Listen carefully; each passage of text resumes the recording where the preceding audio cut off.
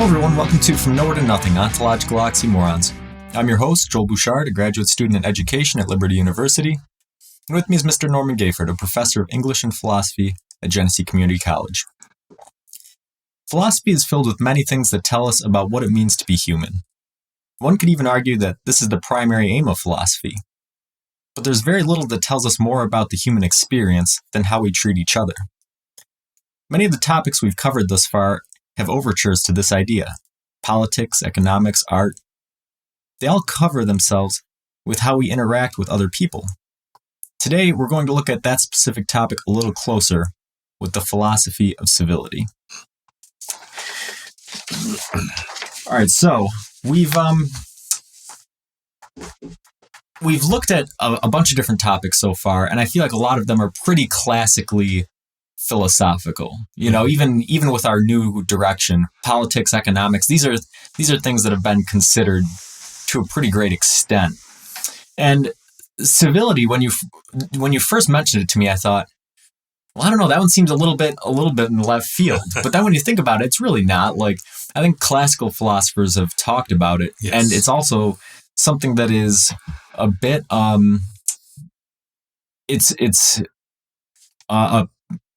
it's a part of those other things as well.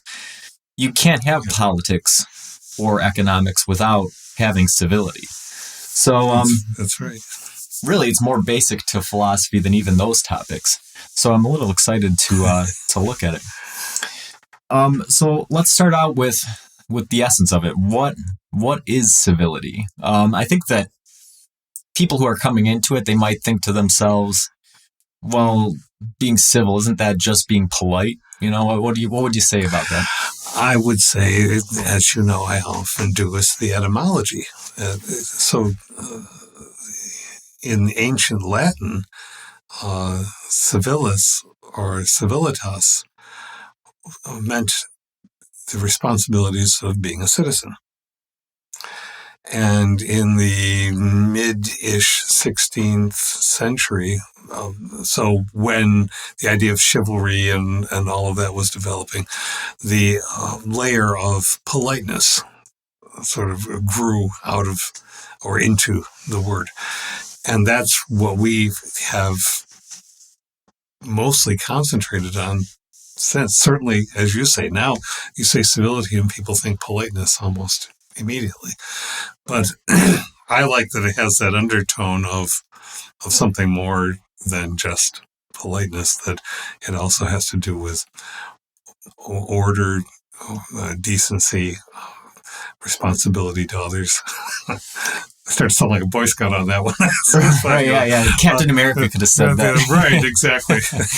So the word, I think that the word is a little bit more proactive than people would think. There's a little bit of, you have to contribute something to the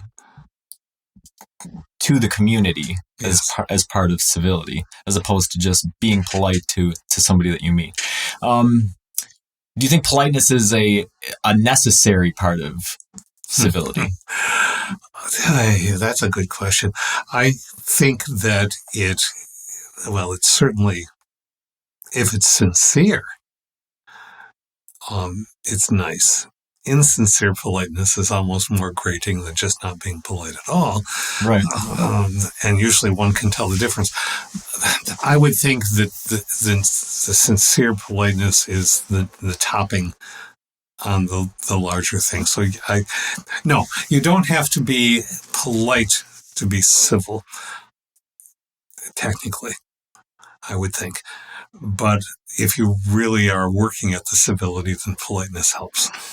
Right. Okay. So the reason I bring that up is because it brings to the forefront how many overtones and complexities there are to something like civility. Civility is not, I don't even think you can think of it as a single concept. As a matter of fact, when I was doing some research for the show ahead of time, there was a couple of researchers who had established a structure for civility that, and they say that it's not a single act. It's more of it's a sequence of actions that somebody takes, and it's like it's a continuum of behaviors. It's a discipline. Sort of. Yes, that's Right. what you said. Continuum of behavior is a good phrase. Yeah. So discipline, I suppose, means the same kind of thing. I think yours is more technically accurate, but it's a practice. Right. And I've woefully fallen short sometimes in that practice. I think most of us as humans do. It's as with any practice, yoga or any discipline, it is easy to slip out of it unless one is mindful of it. And sometimes it's the harder course, being Right. civil. And then so it brings up an interesting question, which is, with all of the different sociocultural backgrounds that exist across the world, there has to be different ideas of what civility is in different parts of the world. Something that may be civil in one part could be considered rude in another part. Yes. And so that's why the rudeness, politeness and rudeness are sort of counters to each other, aren't they? Right. All right. But I think the civil part is also just as relativistic or unique to various cultures too.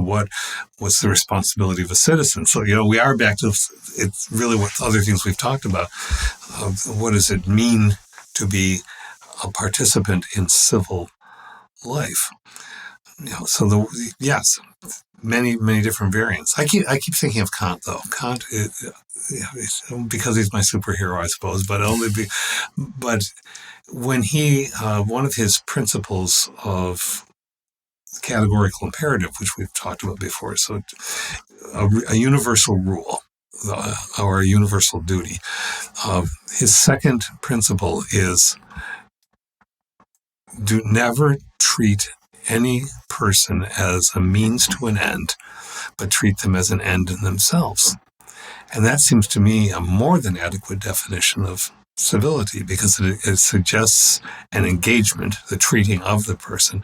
It suggests an engagement of equality. It denies or decries the possibility of using someone in order to accomplish something you want to accomplish. And I think that might actually be universal. Right. And that's why I was asking about politeness, if it was a prerequisite to civility, because that was sort of a litmus test as to how our shared understanding of it. And also, it has some personal consequences for me because, I'd like to think that I'm a civil person, but I really am not good with some of the polite stuff. And I'm not sure if it's because I'm extremely introverted or what the case is. But there's certain things. One that sticks out to me right away is, for whatever reason, I feel really uncomfortable saying "bless you" to people after they sneeze. Right? So, and my wife is exactly the opposite. If she hears somebody, cough quietly 3 rooms away, she'll yell "bless you." But I just, for whatever reason, it's I don't know if it's I know the historical background of it, or to me it's just a bodily function. If somebody itched their elbow, I'm not going to tell them "bless you." So why am I going to, if they sneeze, I don't know what it is. I can't say, but for whatever reason, I can't bring myself to do it, and I feel impolite. I feel like, man, why don't I just do it?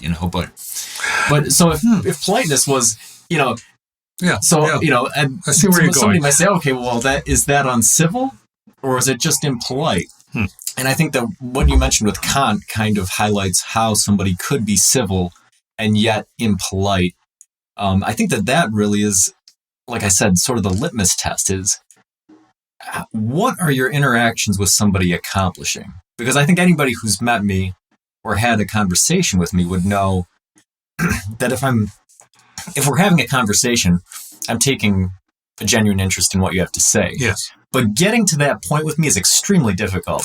If I walk past you in the street, I'm not going to make eye contact. I'm very bad with hellos and goodbyes. I rarely ever greet somebody first or, say it. I'm just very impolite, and I really struggle with it. But if somebody can wrangle me into an actual conversation, I do take an interest in what's being said, and we're trying to have a good dialogue. I saw something the other day. My best friend sent it to me.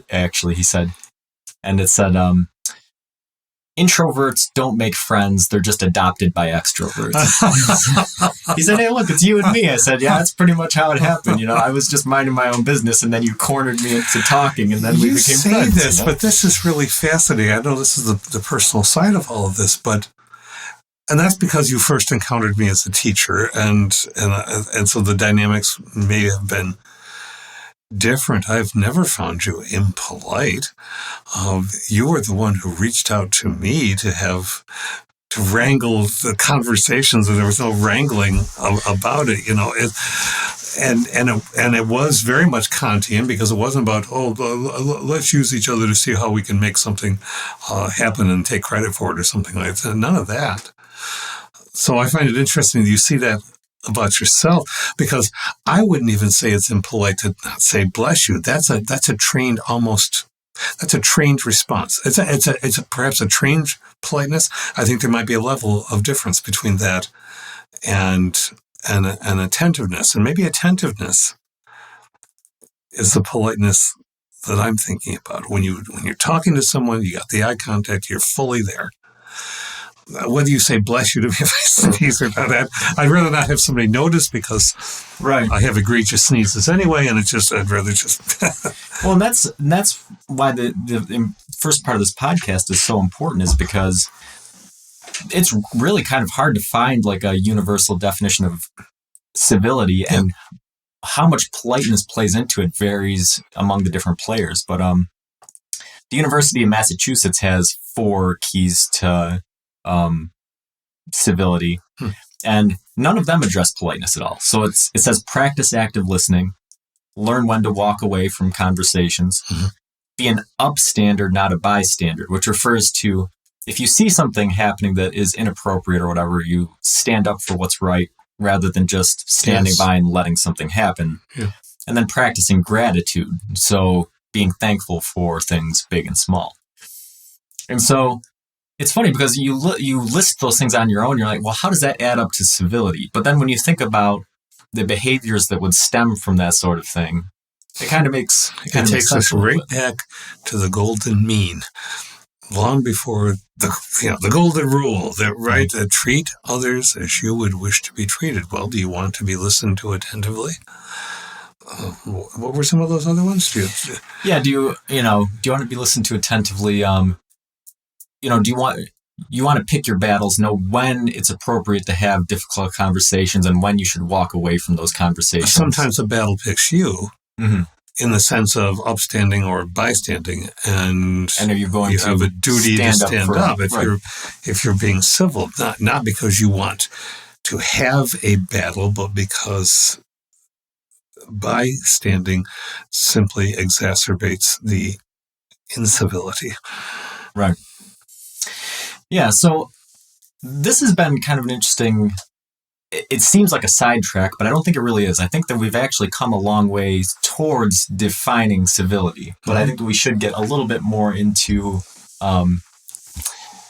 back to the technical bit a little bit. So we're talking about, what is it? So we have, is it politeness? Is it a social contract? Is it just an adaptive behavior? I think we've sort of ruled out politeness and adaptive behavior as being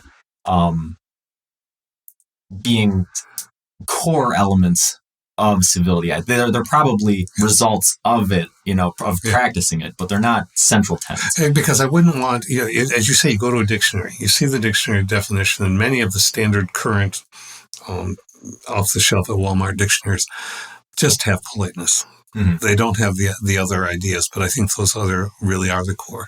Right. So do you think it's a social contract? Is that accurate? Yes. Yeah.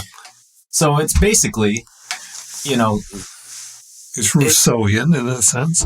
You're saying this is what me and my fellow man have, that we owe each other at least this at a basic level, sort of thing. Yeah. Okay.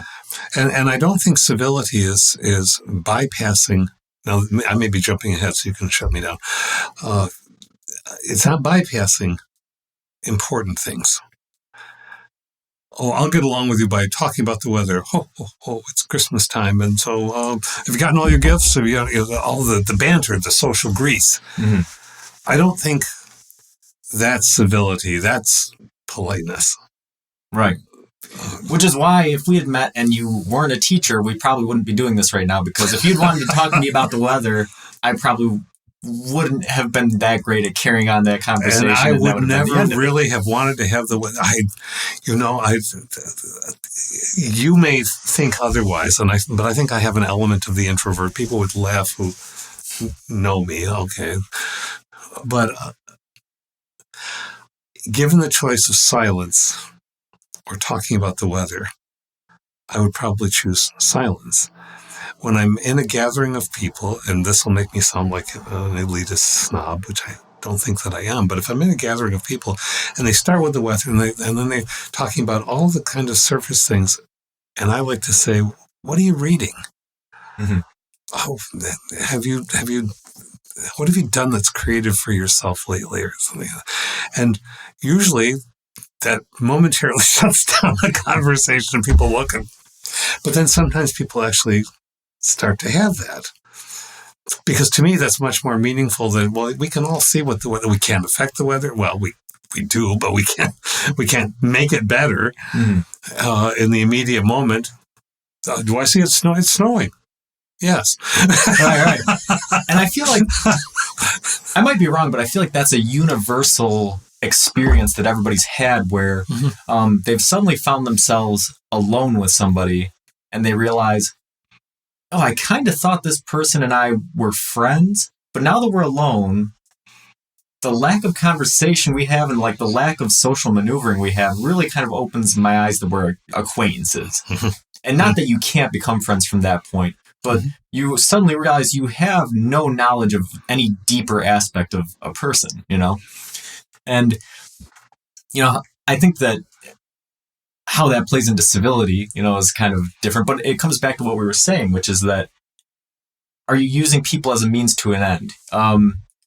So you think this person is your friend, but really it's just somebody that, like you said, is greasing the social wheels of your group or how it is. Yes. And it doesn't have to necessarily be a conscious, malicious. No, I don't think. I don't think it's necessarily malicious. I don't think it's often malicious. I wouldn't put it there. But it does make me think, and maybe you want to get to this later, but it makes me think of a conversation we had before the show where you were talking about cooperation and collaboration. And one of those is just a little more passive or less active than the other. It's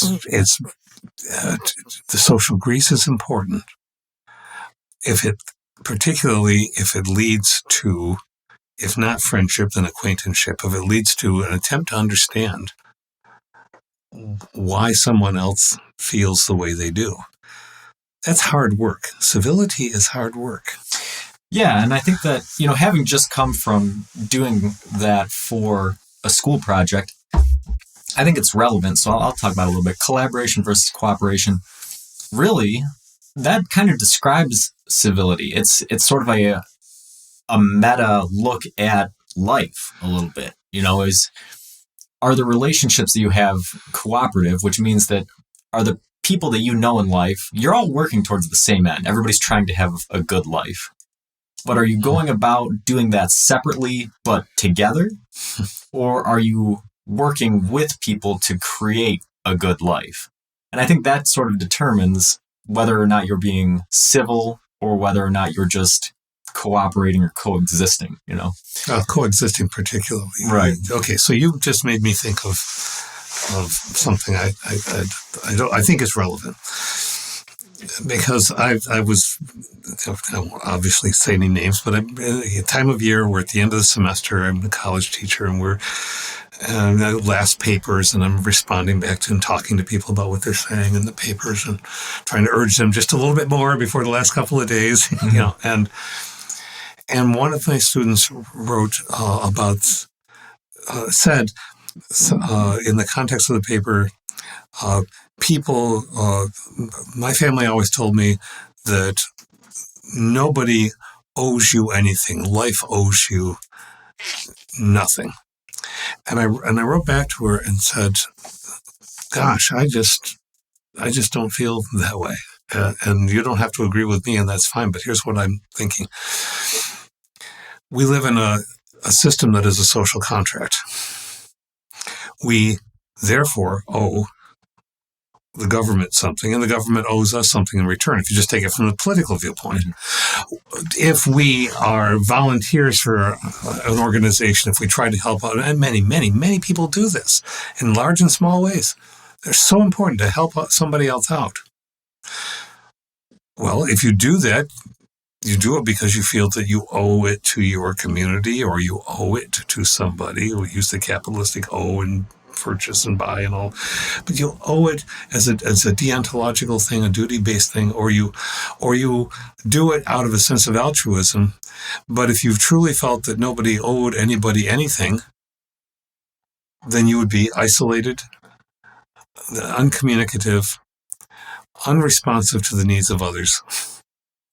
And I just don't believe, and I think she didn't mean that, but I think a lot of people who say it because they want to be show that we're just completely independent. We don't need anybody. But of course we do. Right. We know this psychologically, and we know it economically, and pick out your topic. So I think the civility denies the idea of isolation. Yeah, I think so.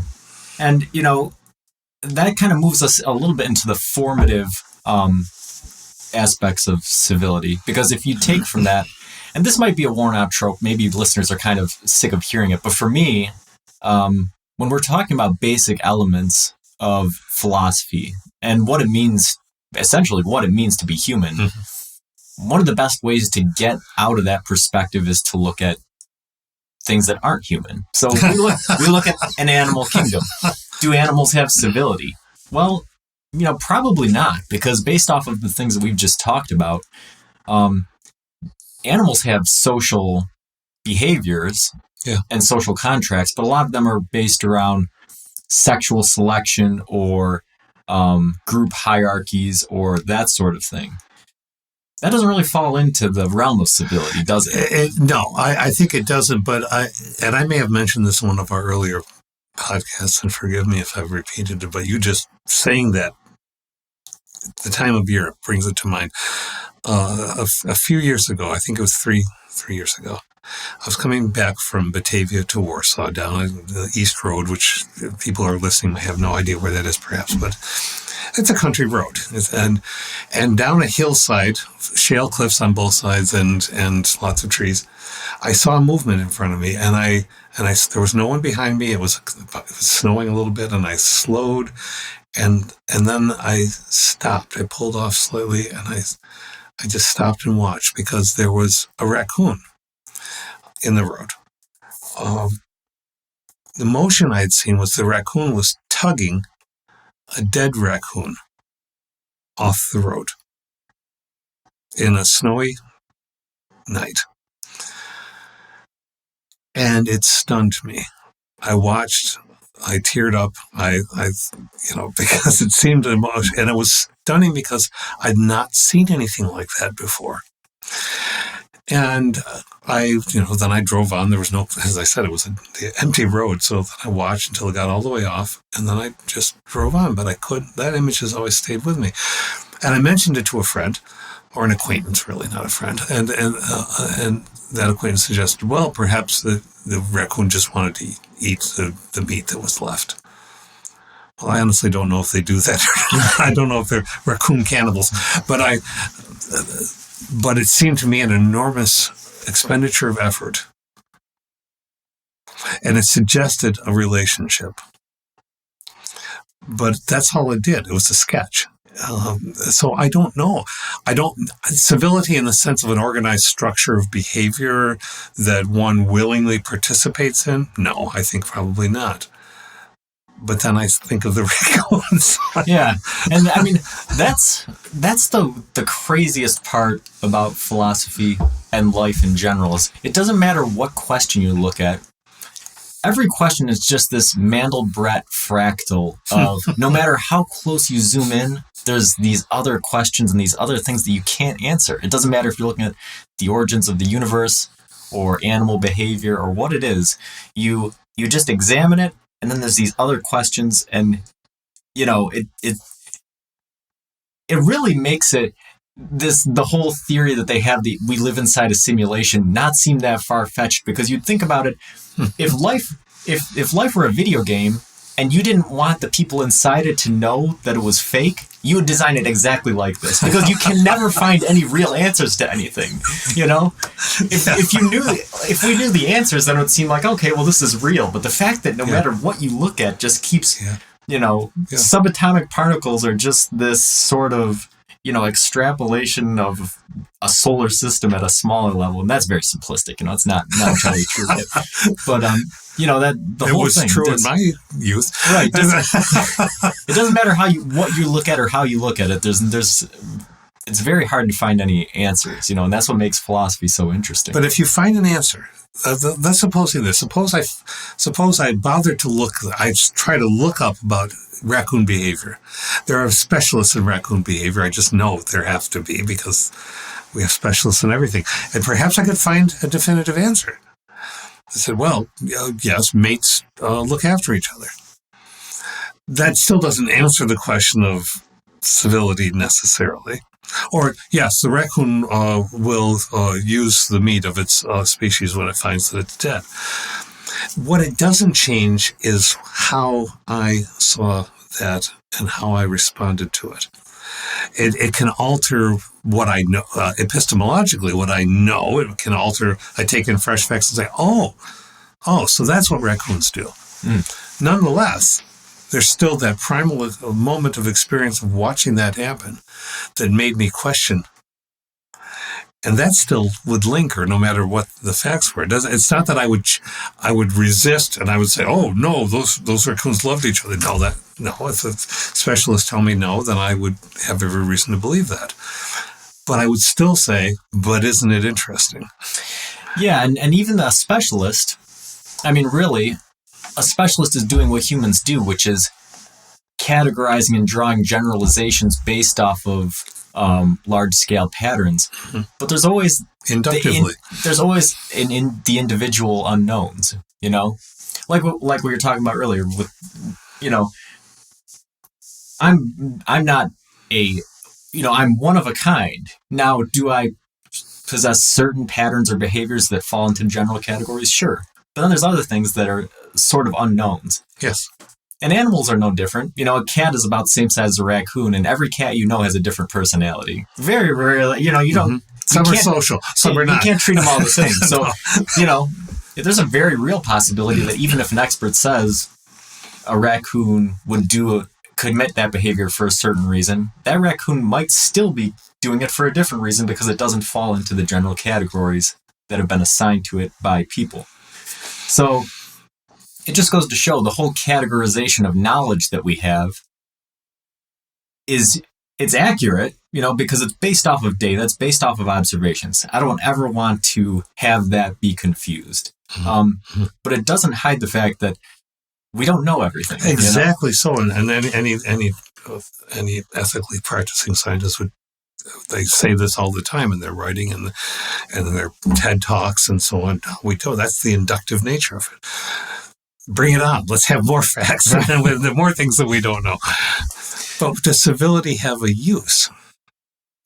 Yeah. So that's a formative question. How did civility evolve? When did it evolve? What purpose does it have in human interactions? Couldn't we just get by with being polite? Why do we need civility? Why do you think that that evolved in human behavior? Because civilization evolved in human behavior, because we created when I say created, or if I said fabricated, or that it's an artificial structure, that's not a negative. It's not a pejorative term. A political structure is a structure, and a structure that has been created by human beings is fabricated, is artificial. The art of it is evident. And so if you're going to have a system in which people live together, there have to be rules. And now we're back to politics. And part of the rules would be treat each other with respect.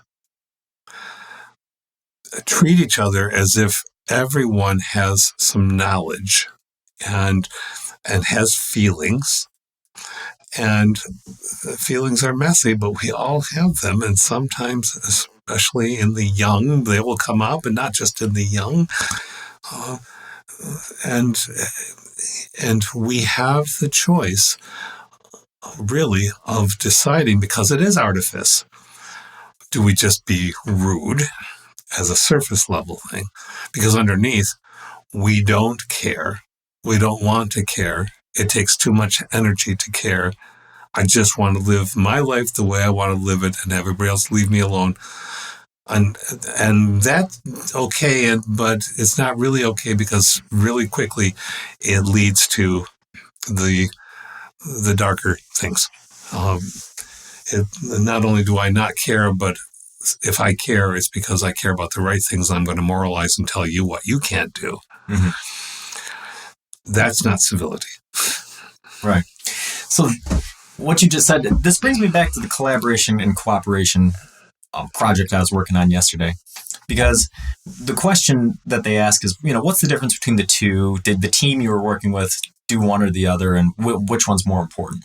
So in answering the which is more important question, I said I think it's contextual, because I think there actually are scenarios where cooperating could be advantageous to collaborating. And it's a very narrow set. I think that it's if you have a small group, and if you're doing an unskilled labor task, you're probably better off cooperating, because if you're collaborating, if you're discussing, what's the best way to do this? Well, I don't agree with that.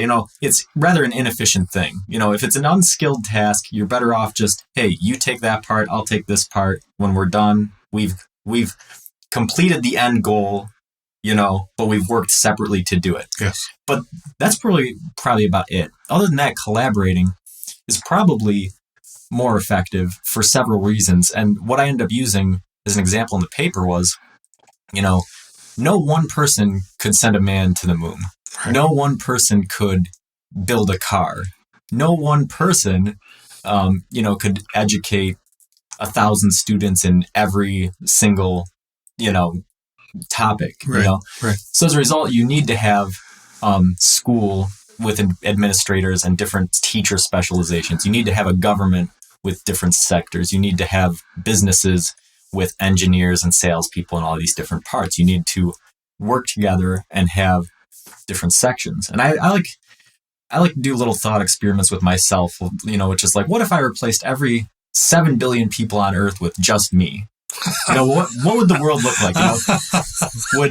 Would all of us develop in different ways where we'd be able to at least build a car? Do I have the mental capacities to do the engineering work and to do all this other stuff and all these other things? What you quickly realize is that no, society would look vastly different, because I don't, Yes. I don't have the skills to do a lot of things, Yes.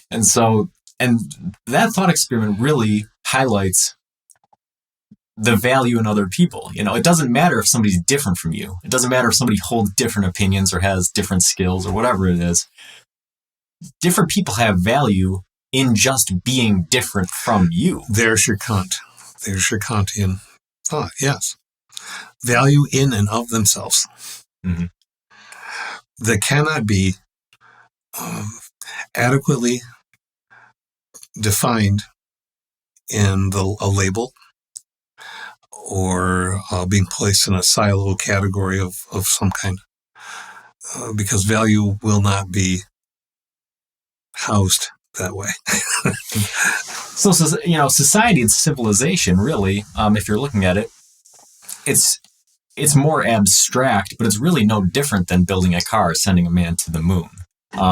You've basically, what you're saying is you're looking at it and saying, this is something, we can't have society, we can't have civilization if we're all working separately towards having it. It's essentially anarchy. And I won't be shy about saying anarchy is not a legitimate form of government. No, because it's not a government. Right. And it's not going to work. So, that's what you're looking at. Is civilization is the car. Civilization is the man on the moon. Civilization is these things where you can't work separately. You can't just coexist and work separately and have civilization. You have to collaborate. You have to share ideas, discuss things, and establish rules in politics, establish, patterns of behavior in economics, establish value systems. You have to do all of these different things to have a civilization.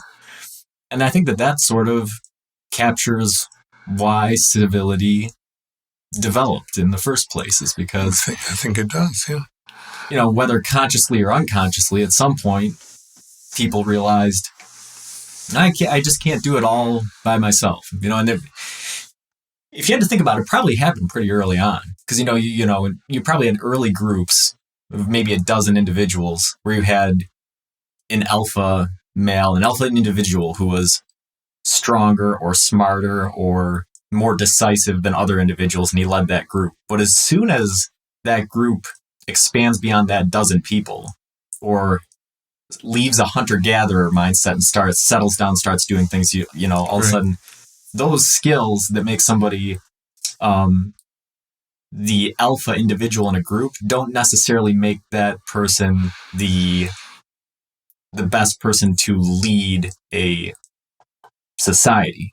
You almost need more than that. Yeah. And you have monarchies where it's essentially one individual leading a country, but even in that, there's stewards and advisors and people who have specialist roles. So I think you don't want to be led by a person who thinks that she or he is all things to all people, has every skill that can possibly, is the best at everything. That's dangerous. Oh, yeah. Yeah, exactly. So as far as formative questions go, I think we nailed that one pretty well. We've figured out why civility came about. We figured out, probably when it came about. I'm thinking, as soon as you have a group as soon as something besides power, going back to our political side of conversation, as soon as the politics of the group extend beyond power and decision-making, you need to have some sort of civilized, conduct between individuals. Yeah. So let's head into the speculative part then, which is, so what should civility be? The things that we've talked about so far, do you think that completely encapsulates what civility should be? Or do you think that there's other things that we can add to it? Well, there are probably other things. There are probably other things to add to it, but I say that, and yet I'm at the same moment thinking to myself, yeah, but let's get to the basic part together first, because I think we could not, in truth, say that we all as a country treat each other as Kant would have said, treat each other as an end, not a means. We don't all even treat each other as equals. And probably none of us does 100% of the time. Because of our flawed humanity that we have to keep working on. So, yes, I'm sure there are other things. But if we could just get that far, say, can we recognize that we are more than X, Y, or Z? Can we recognize that you are legitimate and I am legitimate, and the decisions that I make and the decisions that you make are need to cohere in some way so that we are all better for it. Right. That's a pretty big recipe in itself. Yeah. And I think that we can probably tackle it piece by piece. And I think that the probably the first place to start would be the semantic part of it. I think that there's when establishing why civility in America is an issue, I think some of it's semantics, and this time of year is perfect for it, right? So let's say I go someplace and I wish somebody happy holidays, right? Yes. And let's say that person blows up at me. No, it's Merry Christmas. Well, whatever. Well, my next thing would then to be saying, well, then Merry Christmas. Yes. And to move on. And that sort of highlights it. It's really semantics. The thought behind my action was to wish this person a happy season. Yes. But without knowing the particulars of their situation, I don't know what holiday they're going to celebrate, so I use a general term. And this really angers some people, It does. And so that's the thing is if semantics are important. Right. So I think that it's just as easy for somebody to wish somebody a Merry Christmas in a way that maybe seeking to establish a tribalistic sort of my way of life is better than yours. Mm-hmm. That's probably more possible than it is for somebody to wish somebody a happy holidays and really mean Merry Christmas, Happy Hanukkah, Happy Kwanzaa, whatever it is. The thought is there. I think it's better to do what you did because you were being, as an example, let's take that as a what if. The example is I'm being attentive. I'm being polite on the surface. I'm also opening the possibility, however brief, of finding out something more about you. If you wish to offer something, then I will adjust and say to you, yeah, Happy Kwanzaa or Merry Christmas or Happy Hanukkah. And on the list goes. This will anger somebody. Here I go. This season is not owned by one religion. It's not even owned entirely by religion, period.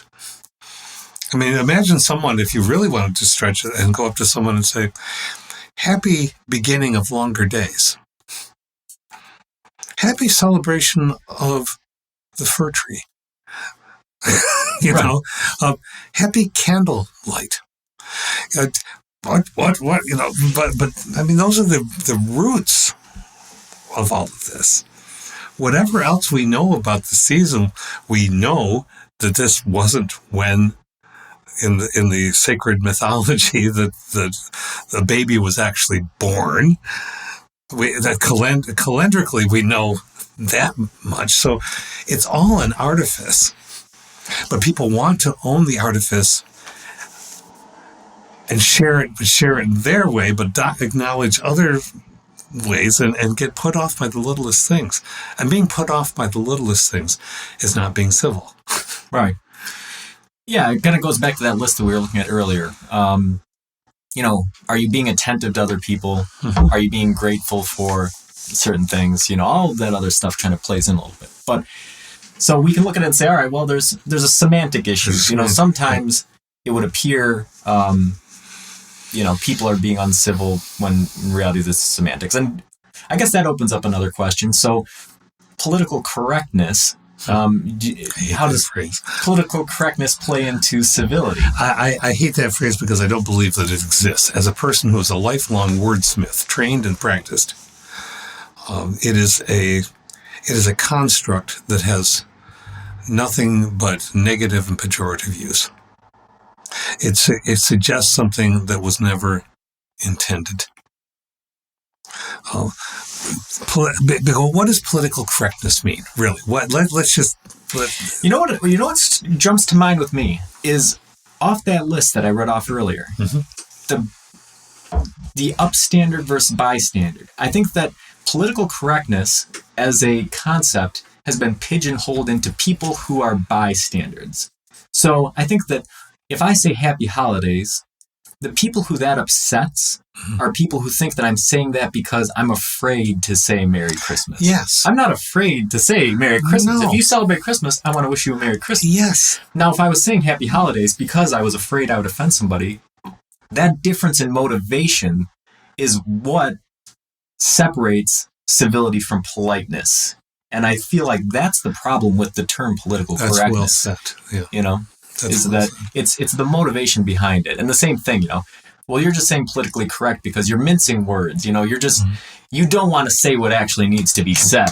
And I feel like that's where a lot of misunderstanding happens between some of these different groups is, one group looks at it as you're not willing to say what needs to be said. And the other group is looking at it as I'm willing to say what needs to be said, but I want to express it in a way that is attentive to the groups that I'm speaking to. Now, let's take that word needs. I'm saying what needs to be said. But you, introvert, going back to what you said earlier, probably didn't really need to say it at all. Right? So when you say need, I just, why does it need to be said? Well, I think that it comes back to civility. If you're having a conversation, or if I really want to wish somebody a happy season, then I guess I need to say it. Or if I'm having a difficult conversation, if you're having a difficult conversation and you need to say something, then you have to decide how you're going to express that. And I think that, are you going to express it as you're speaking about people and groups of people who have value and feelings and worth, or are you going to speak about it as if people are objects or something other than you? Precisely. So semantics and then intentionality. Mm-hmm. They're related, but they're not the same thing. Someone can get really upset, and has, not many people. Usually I have students generally very happy when I write a letter at the beginning of the semester, send to everybody before they begin.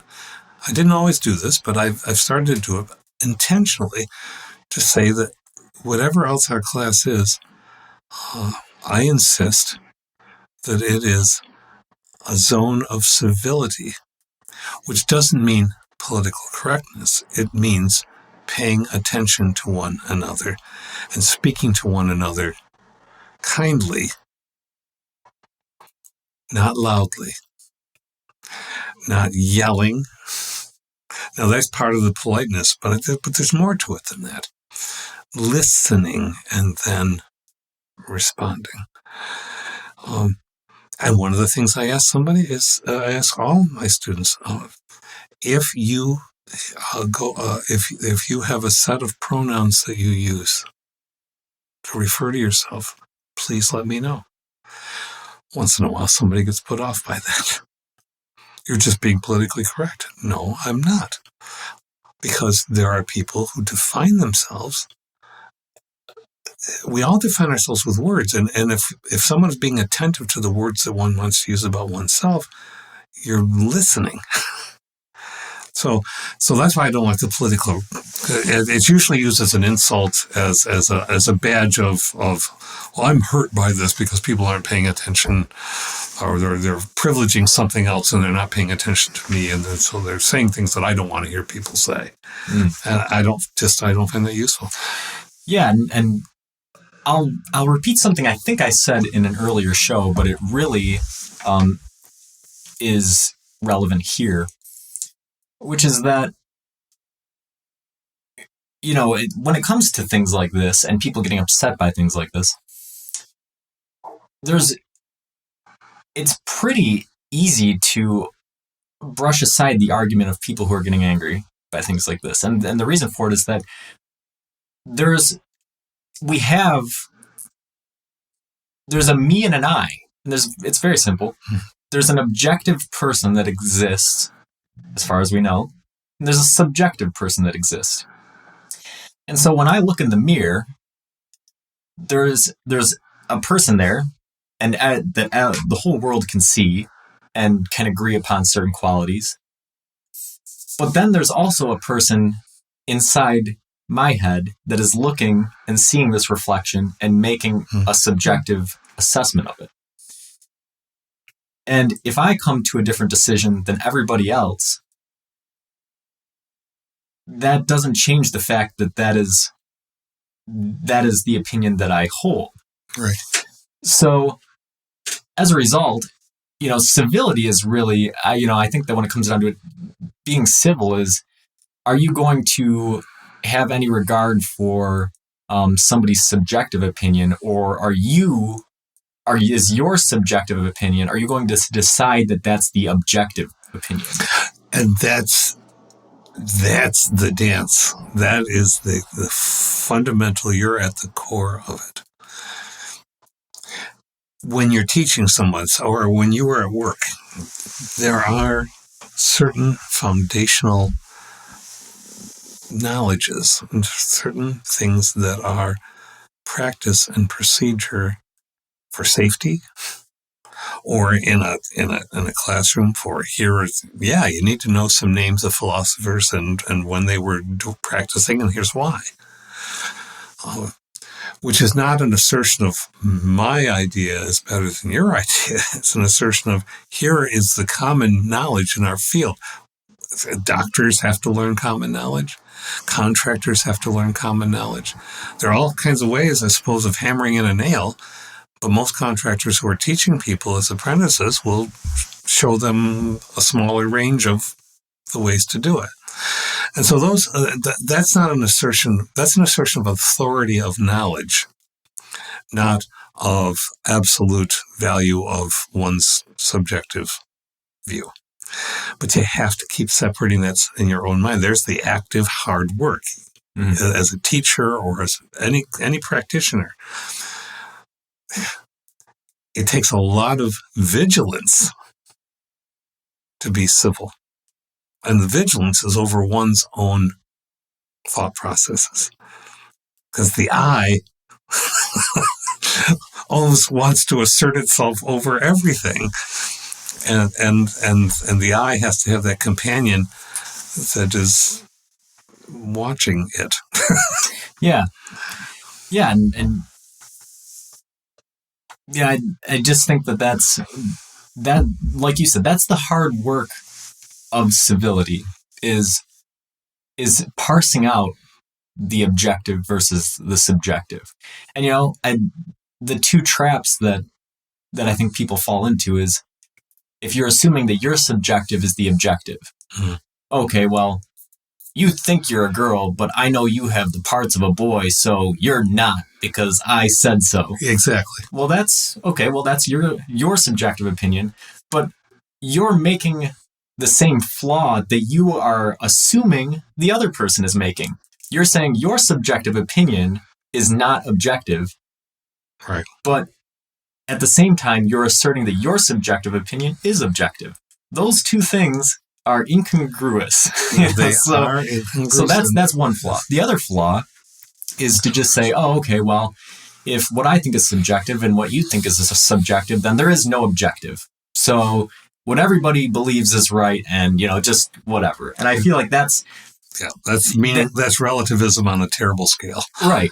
So, and, that's where we're getting back to that, the upstander versus the bystander, and the hard work of civility. You have to take the time to think about the things and realize these are my thoughts. These are my feelings. This is what, based off the other person is saying, what I believe their thoughts and feelings are. I'm willing to adjust what I think about them if they express a different opinion during the course of conversation. And there are objective things out there that I have to measure what I believe and what they believe against. And I'm willing to adjust my thoughts and opinions against those standards. That's a lot of work. Yeah. It's a lot of work and it's a mouthful. And it's worth it. But that's what civility is. And as you said right back at the beginning, it's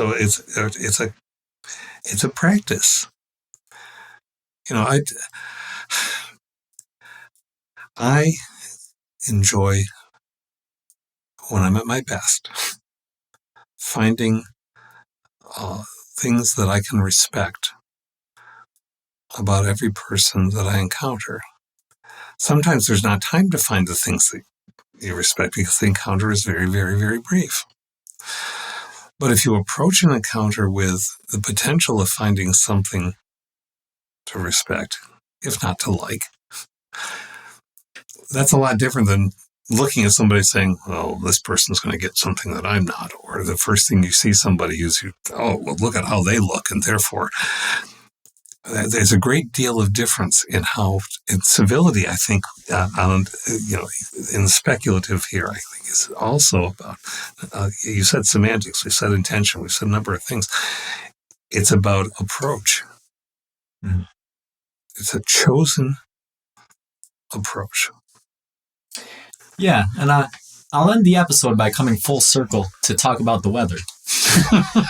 Because this is something that's happened to me just recently, right? So you run into these people, and these people all, I feel like it's very common where we live to have people who they'll insist that they like one thing, but then will complain about everything as far as the weather. You know what? Man, I wish it was summer. But then summer comes around, it's too hot. Man, I wish it was cooler. Yep. And then winter comes around, it's too cold, or whatever. Mm-hmm. Or if somebody asked me the other day, and that's what really got me thinking about, what's your favorite season?